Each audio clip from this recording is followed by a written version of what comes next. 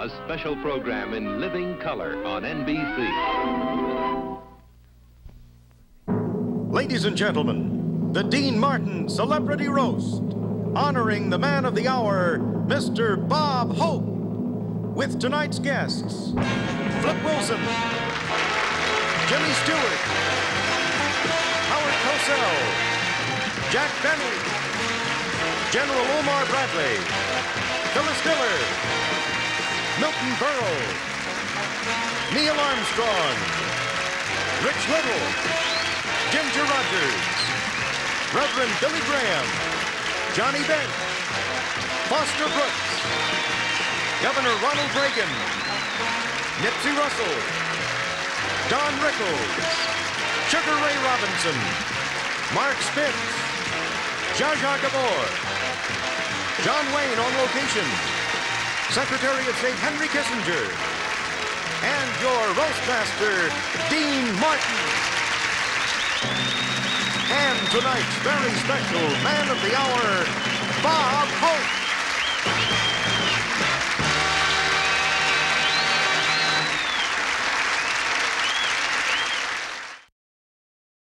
This is the most sensational happening since they found Toady Field's pantyhose in the back seat of Wilbur Mills's car. Bob was born in Eltham, England, one of 7 brothers, and oddly enough, there are similarities in our birth data or data. Either one. Bob was the 5th son of a stonemason, and I was the stone son of a white mason with a 5th.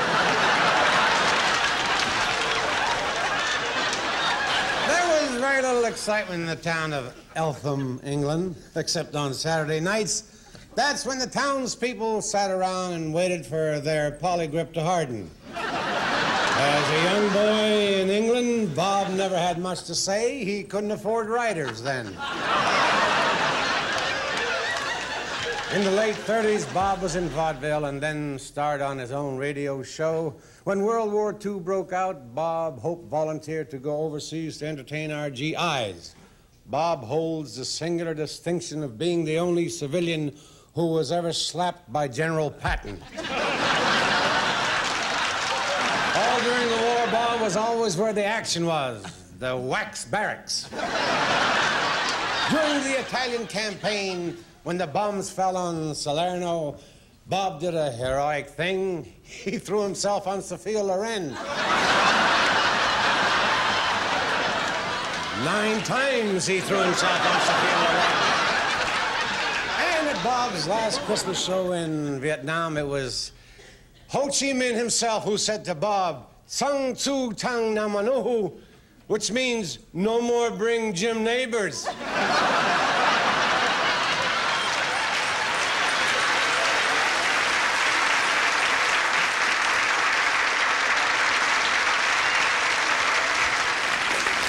And now I'd like to introduce Flip Wilson, who is also known to millions of Americans as Geraldine. But like most overnight successes, Flip worked many years to achieve stardom. There was a time when he would put on the same blonde wig, miniskirt, and high heels, and no one would recognize him except for a couple of psychiatrists and a handful of Vice Squad officers. Ladies and gentlemen, here she is, Flip Wilson.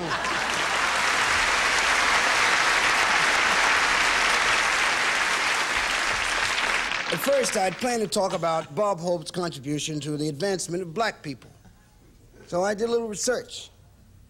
And I found out that, Bob, you've stiffed us. Then I remember there was one area where he must have come across with a little bread for the brothers. I said, there had to be this one area. I mean, this had to be a lock for us. So I checked it out. Nothing. Found out he washes his own car. So my subject tonight will be golf. At least we have that in common, Bob. I play the game, too. I don't have to tell you what my handicap is. You told me when I tried to join your club.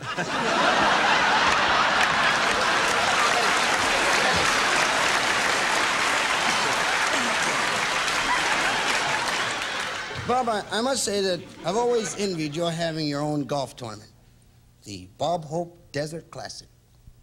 I decided to have one of my own called the Flip Wilson Ghetto Open. Now, Bob, I know your tournament is played to benefit the Eisenhower Memorial Hospital. Mine will be played for the Richie Pryor Clinic for rat bites and bullet wounds. The winner of the tournament will receive a check for $36,000. Or if he prefers, $100 in actual cash. In case there's a tie, it'll be settled by sudden death. That way, we won't have to play an extra hole. In addition, we're going to have some special prizes, too. For instance, if anyone makes a hole in one, he wins a car. The exact make and model to be determined sometime late that night.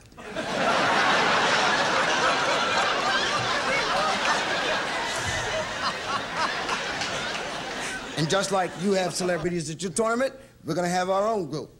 You had Billy Graham, we're going to have Reverend Ike. You had Dinah Shore, we're going to have Moms Mabley. You had Spiro Agnew, we're going to have Spiro Agnew.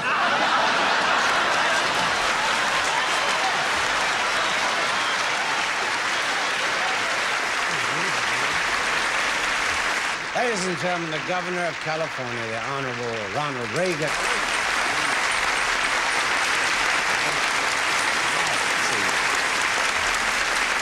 Thank you. Thank you, Dean. I was a little surprised when I was asked to be here tonight to honor Bob Hope. Well, surprised isn't exactly the right word. Annoyed. I've got a lot of important decisions to make in the next several weeks. Like, do I go with Beacons or stick with U-Haul?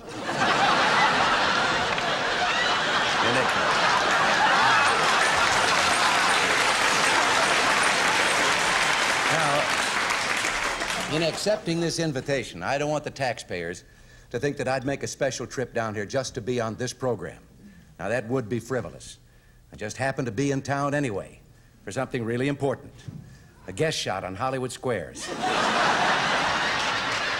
Seriously, Bob would do well in politics. He certainly has to be one of the most familiar faces in America. He's entertained over 10 million troops and seen by more than 100 million TV viewers. And if you throw in the 27 people who've seen his movies, you have a pretty sizable constituency. Of course, I'm the last one to criticize somebody's movie career. I've had a few disasters myself. I don't criticize governors either.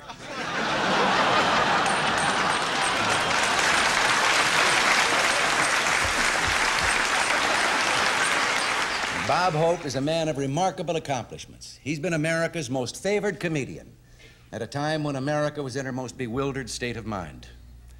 He's entertained 6 presidents. He's performed for 12.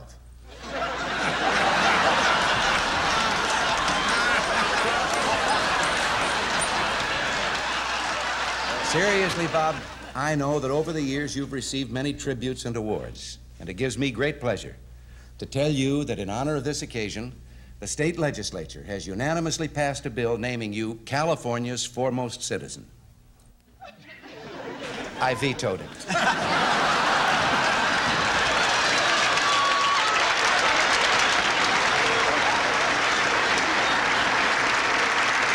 Our next guest is America's favorite Western hero, John Wayne. When Duke first rode into California, all he carried was a gun and a snakebite kit in case he was bitten by Don Rickles.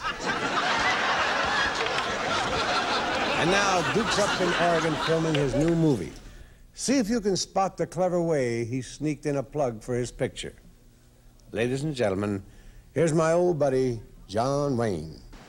Hi, Bob. This is John Rooster Cogburn on location in Bend, Oregon, filming the sequel to True Grit, co-starring Katharine Hepburn, a Hal Wallace production, Wayne. Did I do that okay, Dean? Perfect, pal. I'm really sorry I couldn't be there with you tonight, Bobby. You know that one of the great disappointments of my career is that I have never been able to make a picture with you. It's about as disappointing as not doing one with Jane Fonda.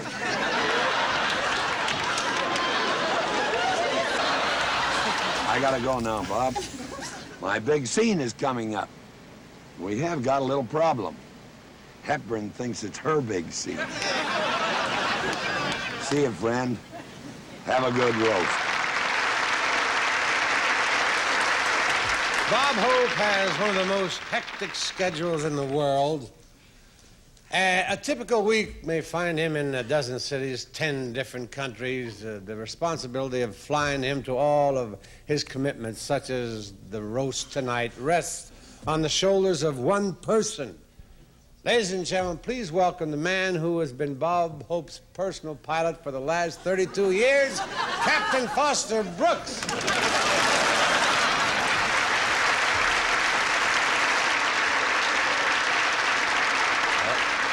See that you parachuted to safety, as I did. I hate laying those great big gray things down in the dark.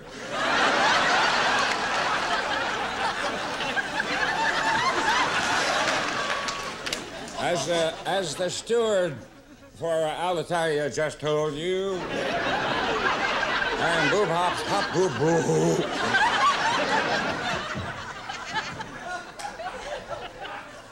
I am Bubba. I am our host's personal pilot. So far this year, we've logged 3 million miles together. Most of them trying to find this place.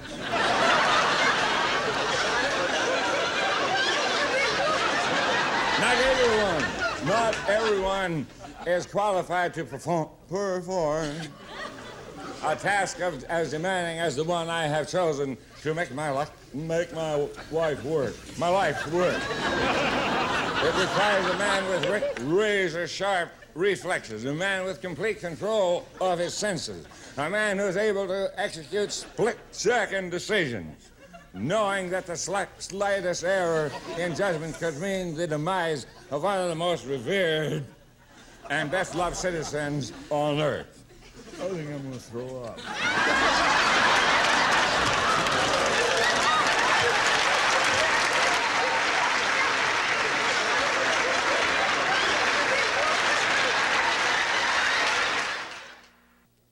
Bob, a lot of your friends and admirers couldn't be here tonight. They're so lucky.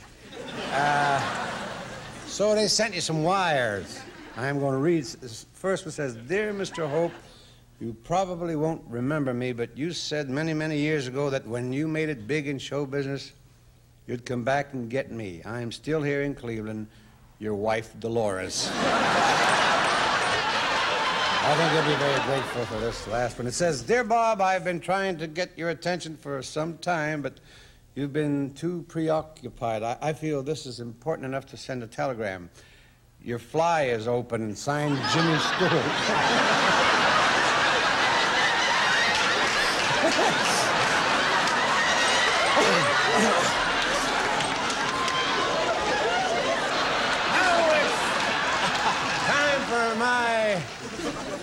He's not an old buddy, he's a good buddy. Mr. Jimmy Stewart. Jimmy and I made a picture together a few years back called Bandolero.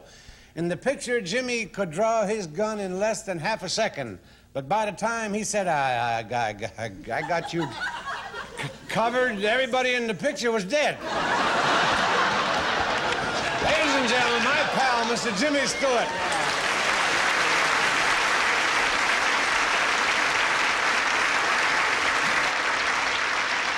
I was just thinking, making outdoor pictures like Bandolero must do you good. You know, you always had a kind of a healthy glow. As I remember, you had a glow on all during the picture. There was one scene in that picture that I think I liked you best of all in, and that was the fight in the saloon. And there you got knocked down a flight of stairs, you crashed into a table, you tossed over a bar, you're thrown out of a window, and you never spilled a drop. I'm here tonight to salute Bob Hope, a man who knows the secret about how to make people laugh. And the one thing you can say about Bob, he sure knows how to keep a secret. You know, as a matter of fact, I was in a picture with Bob one time. It never reached the theaters. It was Bob's first dramatic role and his last one. But Bob played a sheriff, and in the big scene, he'd just been shot, see, and I was kneeling in the street beside him with cradling his head in my hands, and they'd written this marvelous death speech for him. And I remember Bob looking up at me, and he had a sort of a dramatic cough that he'd worked up. And his face was all twisted in pain, and he began his dying speech, and he said, "This is Bob. It's good to be shot in Tucson, Hope."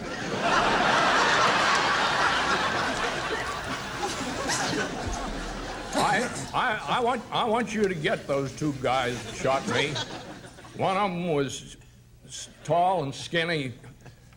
He was so skinny you had to tie knots in his legs to make knees. The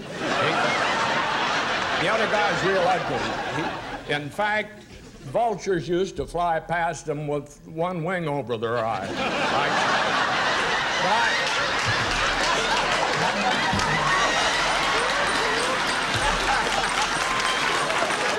Things are getting dark, partner. Things are getting... We've ridden a lot of trails together, you and me. Most of them side saddle. But as I was saying, I owe you a lot. I owe you a lot, partner. So, thanks for the memory.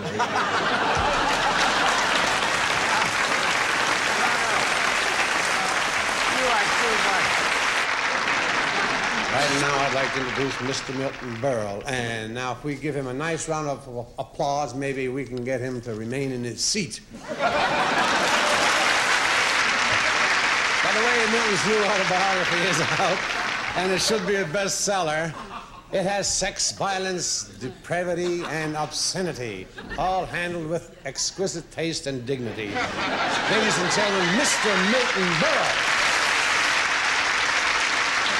Ladies and gentlemen, I am very, very happy to be here tonight to honor my good friend Bob Hope. He and I go back a long time, back to the days when hot pants was a condition. In 1938, Bob Hope became a big movie star. He made Paramount Studios what it is today, an empty lot next to a cemetery.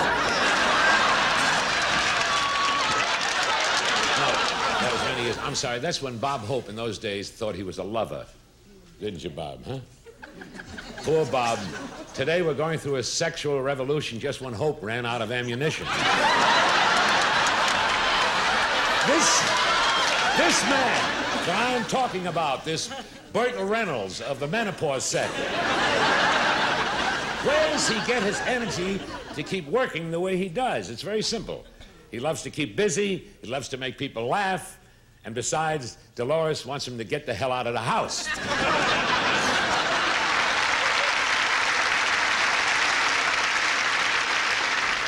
Our next guest is Billy Graham, a man known all over the world, and he and Bob Hope have been friends for a quarter of a century. I count Billy Graham among my friends, too, even though the first time I shook hands with him, one half of me went sober. It is now my pleasure to introduce the Reverend Billy Graham.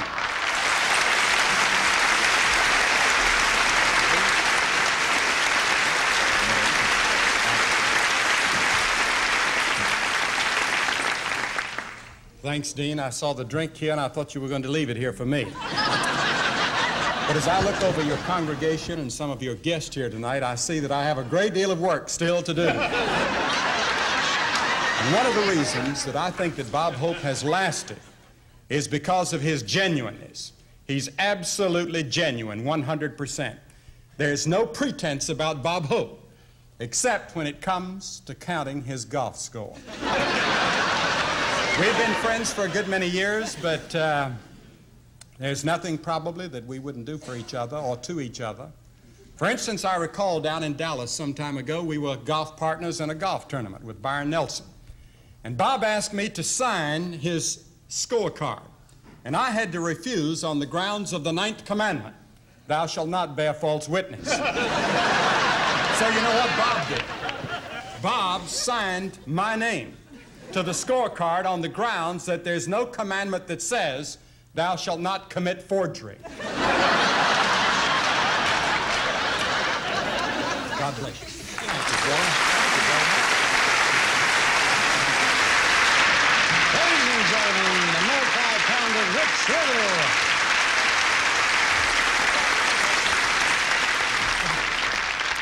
Thank you, Dean. See, they got my whole act up here. And there's Howard Cosell, pretending to have a good time. But I'll tell you what's really on his mind. Nothing. No, Howard's sitting there saying to himself, I hope this roast doesn't go too long tonight because I've got to get home and make up some more of those funny signs for next Monday night's football game.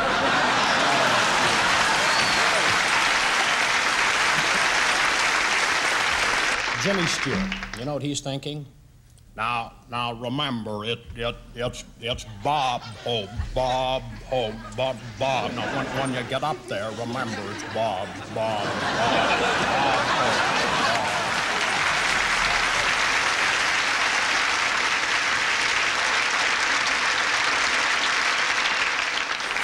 You know, come to think of it, now that I look over the dais here, I can do everybody up here. Well, almost everybody, but the guest of honor. You can't do Geraldine, honey.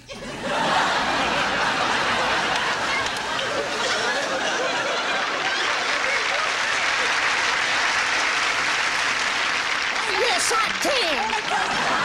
You shut your mouth. The only person in the world that can do me is Killer, honey.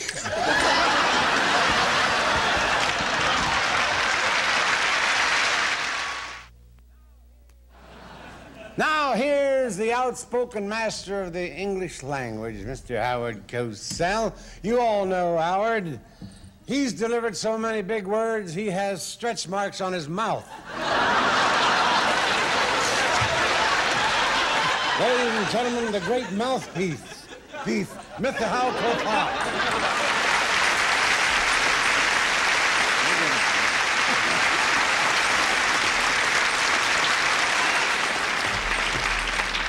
You know, my good friend, it's a specious honor to be introduced by an artist like yourself, who has made, ladies and gentlemen, such staggering contributions to American music.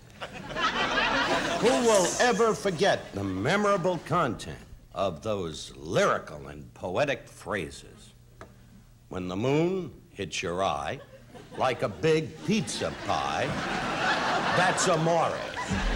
Or the never-to-be-forgotten, Dino. Volare. Oh. Volare. Oh, ho, ho, ho. But actually, you look great tonight, Bob. One looks at you and knows it's the orthopedic tuxedo.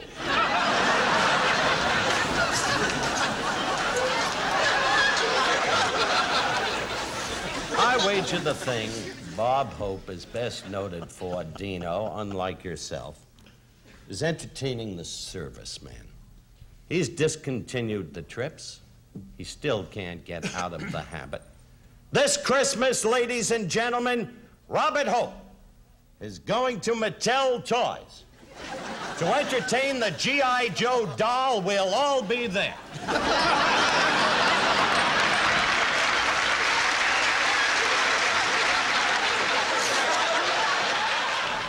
Howard, you're great with words. Nothing with jokes, but great with words.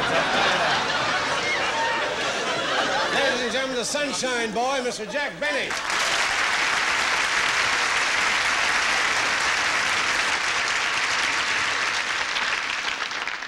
Good evening, ladies and gentlemen. I'm glad to have been invited here tonight.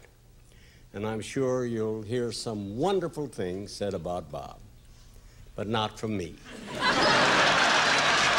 But for the benefit of you who may not be aware of it, Bob was born in England, and the first time he came to entertain to America was to entertain the troops at Valley Forge. In fact, Bob liked entertaining the troops so much, he decided to make the trip every Christmas. And he did this at a great sacrifice. On every one of these trips, he had to take with him Jill St. John, Anita Ekberg, Raquel Welch, Anne Margaret, and the Gold Diggers. I wouldn't go through that ordeal for $100.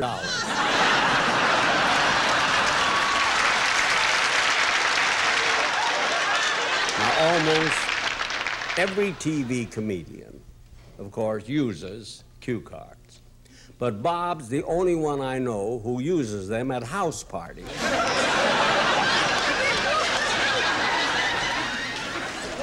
He even used cue cards on his wedding night.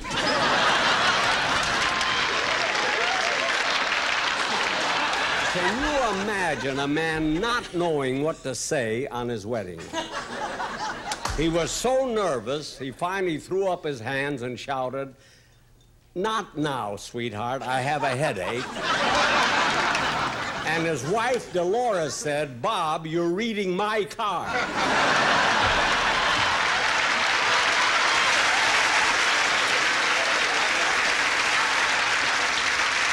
People always make fun of Zsa Zsa Gabor and her marriages. I don't know why. She's only had 5 husbands, and 4 of them were her own. One she threw back because she was over her limit for the year. Ladies and gentlemen, a woman of whom the 4th Hungarian Cavalry once said,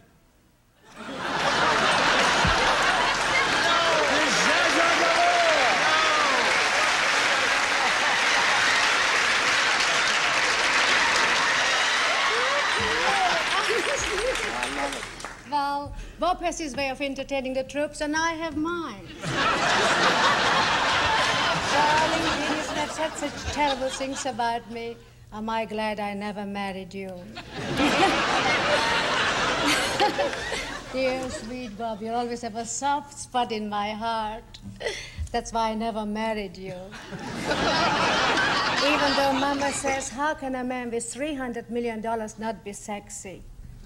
But somehow you manage it.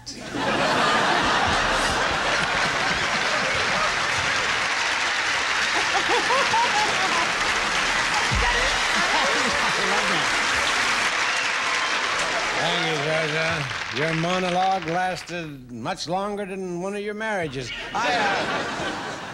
Ladies and gentlemen, Mr. Nipsey Russell. We herald and acclaim Bob Hope tonight for his accomplishments and his deeds. Bob did a benefit performance in Watts and opened the show singing Bye Bye Blackbirds. Followed by Me and My Shadow. Followed by a mysterious fire in his house.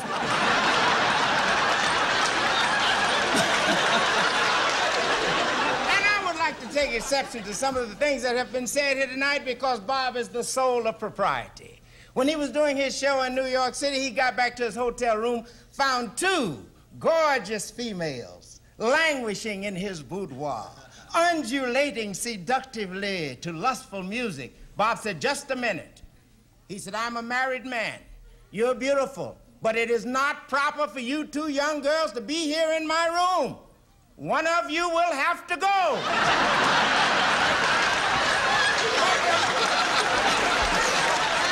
Tonight I rubbed elbows with the governor of California. I had to rub his elbow. He wouldn't shake my hand. And I appealed to Bob. I said, "Bob, tell the man that it's time my people took their rightful place in society." Bob said, "Your rightful place is in the rhythm section of the band." But anyway, I stand stand here as one of the few people who has had the great fortune of making a tour with Bob Hope. At one airport, I remember he rushed onto the wrong plane accidentally and sat down with some people being transferred to an institution for the criminally insane. The attendant came by checking his roster. He said, 1, 2, 3. He saw Bob. He said, who are you? He said, Battlefield Bob, troubadour of the war zones and friend of every president in the United States. The guy said, 5, 6, 7, 8.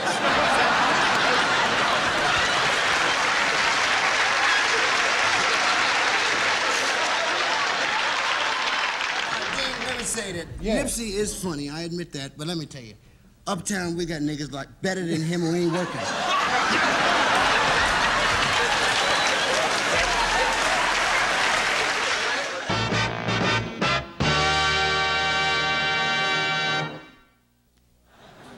Ladies and gentlemen, I'm very proud to be able to introduce this time America's only living five-star general, General of the Army, Omar Nelson Bradley.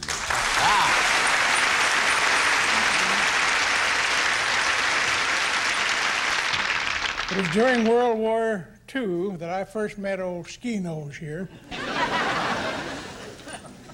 I cannot deny Bob's great courage.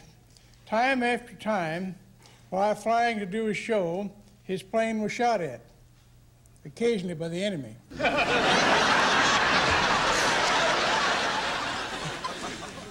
I'm grateful to be here, part of this show, especially since earlier this evening, Bob implied that he is thinking of getting out of show business.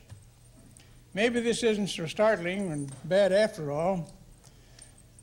This great American has always been willing to do what's best for the country.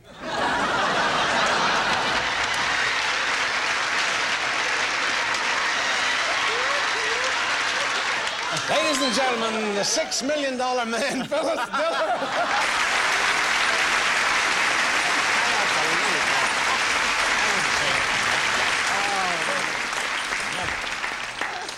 Thank you, Dean. Dean, you are a beautiful hunk of man. And if General Bradley orders me to attack, you're first. I can't tell you how happy I am to be here because I owe a lot to Bob Hope. It was Bob Hope who made it possible for me to have my facelift. He sold my old nose to Carl Malden.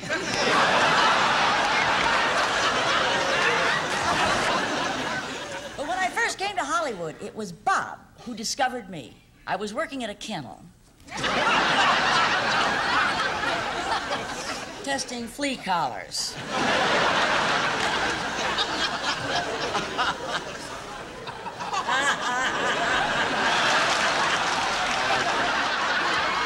Next thing I knew, I was co-starring in a movie with Bob. What a lover. He really knows how to kiss a girl. I haven't seen movement like that with lips since I gave my dog a sticky Tootsie Roll.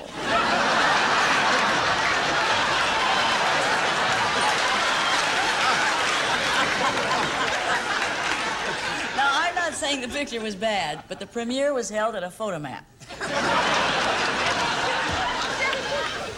Bob, darling, you made me what I am today. Depressed. Let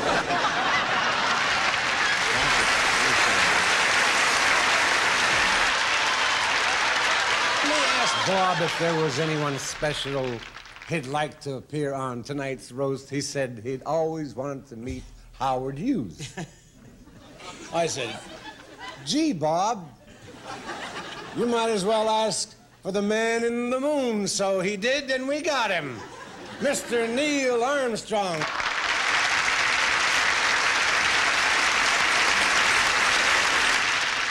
Shortly after our moon landing, Bob invited me to join him on his annual Christmas tour. This was in keeping with one of Bob's firmly established traditions, exploit anybody in the news. I know this comes as a surprise to you, Mark. Of course, the lunar landing made headlines all over the world. So it seemed a bit strange when Bob said, come with me on the tour, and I'll make you famous. But Bob, just to show you that there's no hard feelings, I've arranged a special treat for you. You often told me how you'd like to have a ride on a rocket, so I've fixed it for you. Your rocket is waiting on the rim of the Snake River Canyon. Have a great ride, Bob.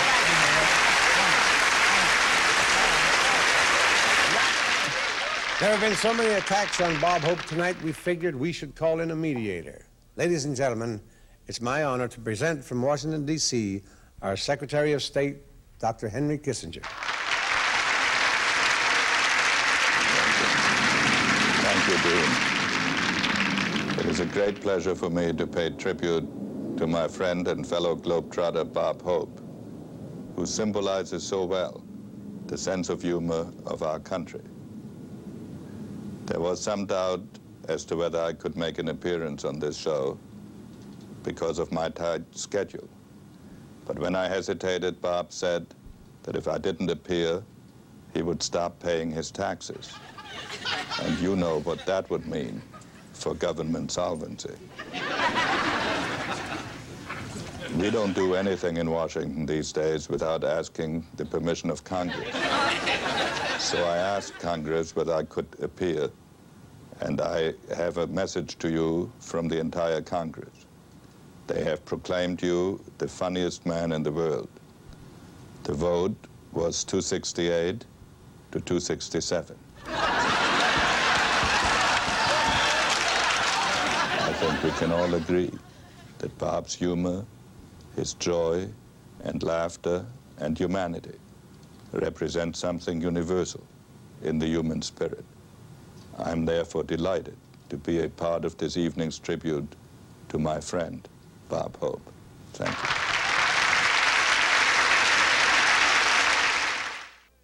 And now it's time to introduce the master of the insult, the only man who holds a black belt for hatred. Evel Knievel's next jump is his mouth.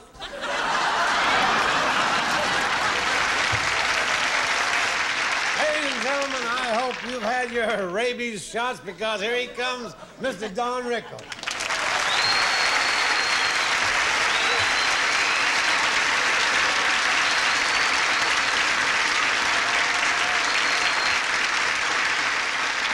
Dean, I thank you for your wonderful introduction. You would love the evening if you knew you were here. We have so many great celebrities. Of course, I want to thank Neil Armstrong. Neil? Over here, Neil. You're down. Neil Armstrong, the great astronaut, said in the capsule, "Hey, man, this is the moon." But I kid you. You're a great hero. You've told me that time and time again.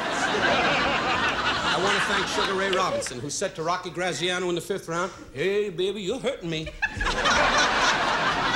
Sugar Ray is a great champion. Sugar, we'd ask you to talk, but you know the blacks, your lips lock.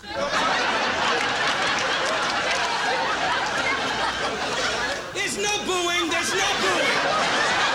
If there's another outburst, we're going to let Bob Hope get up and do his jokes. We kid about great stars such as you, Bob. Why? Because you're old and washed up. But I tell you this. Is he laughing? Dean, take a look. See if Bob's laughing. If he ain't laughing, show him a picture of Jack. I'll tell you this. I kid Jack Benny, a great star, God bless him. Milton Berle, great people. This is wonderful being here at the home. And I say this from my heart. No, it's a joke. It's a joke. It's a joke. Bob, it's a joke. I take it back. I swear. It's a joke. It takes many years to be a great comedian. Sure does. You ain't reached that year yet.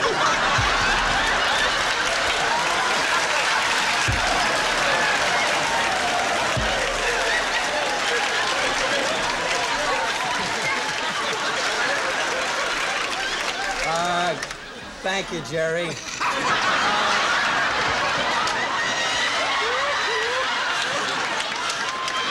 laughing. And why not, Dean? There's a contract out for you. Frank Sinatra's friend plans to knock you off Manganzo Mangananzo. Bob Hope just turned around. Is he trouble? I kid, Dean. He's Italian, and we need the Italian people to find out where the mail goes. We need people like Bob Hope. He is not Irish, he's not Jewish, he's not Italian, he's not black. Just an all-American guy. When he was born, he came out of his mother with a flag wrapped around him. Jimmy Stewart, one of our great stars. And James Stewart, I'd love you. We'd ask you to stand, but we know the movement could make you ill. Jimmy Stewart has been a great star for so many years. General Omar Bradley, all our great stars. Governor Ronald Reagan, who's going to retire after so many years of good service. And Governor, I say from my heart, I'm fed up with you.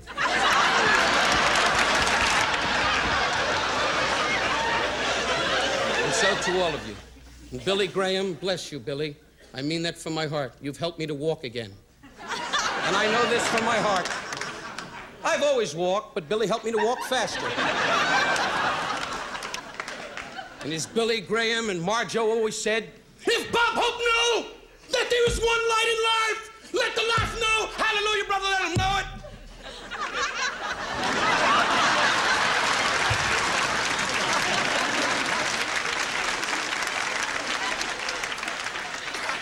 And so, in all honesty, America loves you, our president loves you, you are America. And to you, Bob Hope, may God be good to you and yours. And I thank you for letting me be part of this dais. On behalf of my wife, my children, I am delighted to say I know Mr. Bob Hope. Bless you. Our next speaker is the person who, over the years, has been closest to you. Yes, Bob, even closer than Les Brown. For the past 40 years, your wife, Dolores, has raised your children, kept your house, and packed your bags. In fact, she told us that she sent you packing over 200 times, but you never got the hint. It is now my great pleasure to introduce to the audience and to you, Bob, your lovely wife, Dolores.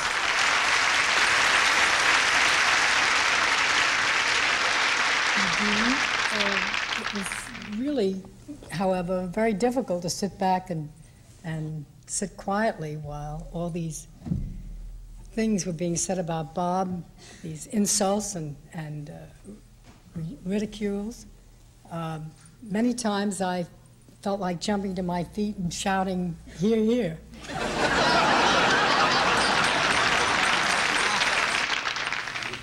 Dean, I'd like to thank you for giving me the privilege of introducing the guest of honor, which oddly enough is what we call him at home.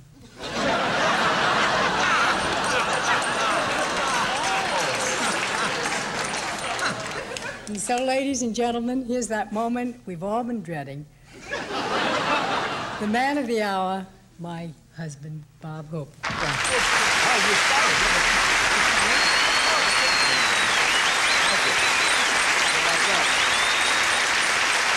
Thank you very much.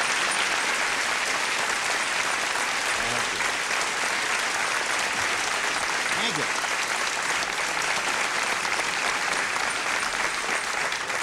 Thank you very much. I wish she'd get steady work. No, it's nice to see her. I haven't been traveling too much lately, and I've gotten to know some of the family personally. It's nice to be here, Dean, and I wanted to tell you that I'm happy that NBC renewed your liquor license for another year. Don't you love the way Dean reads cue cards? If he doesn't like the joke, he breathes on it and erases it. Now, it was nice of Flip to show it. Is that all of them? Well, I've never seen him before without high heels. Is that it, huh? Well, thank you, Flip. No, I really miss Flip's series, but he has to face the facts. He's good, but he's no Sonny Bono.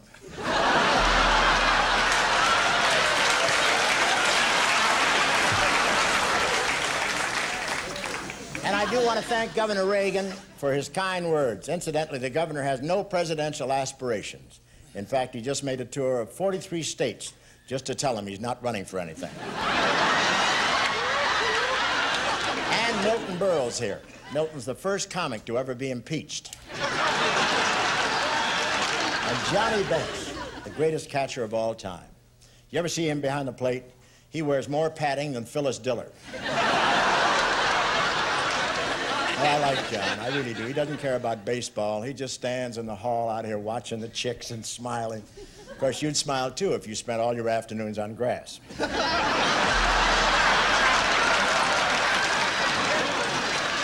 I really enjoyed Phyllis Diller, the girl who inspired that great movie, Psycho. I can't get over how well she looks since she had that operation. It's a miracle. It was over a year ago, and the stitches on the right are still holding.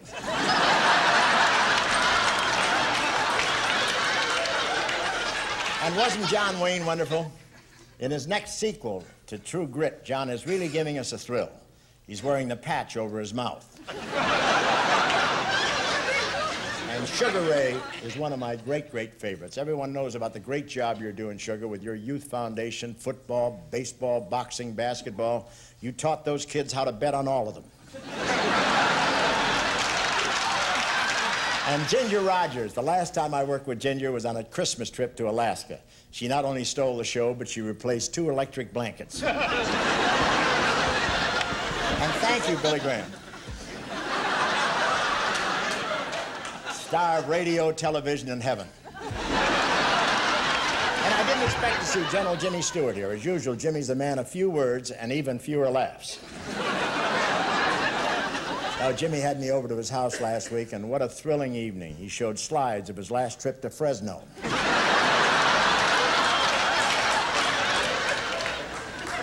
And it's nice to see Zsa Zsa now that she's free again. Oh, I'm sorry, I should have said divorced. She's never been free. I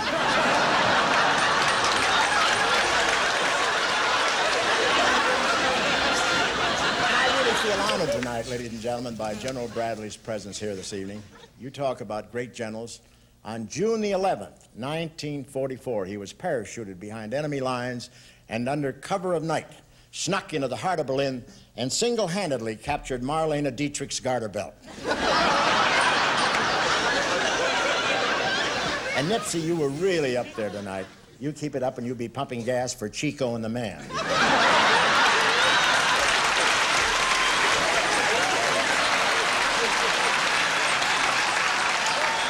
And Don Rickles got some news today. He was made poster boy for Tidy Bowl. Don, I just can't figure out why you're doing commercials for Right Guard. You should be on for Raid. Closing, ladies and gentlemen, it's been a great night. You know, somebody once said you can measure a man by the caliber of his enemies, and I flatter myself to believe it might also apply to the friends who have come to roast him. And if I am right in that assumption, and it is rare that I am not, then I thank all of you giants of our business for the size your affectionate malice lends to me. Thank you very much.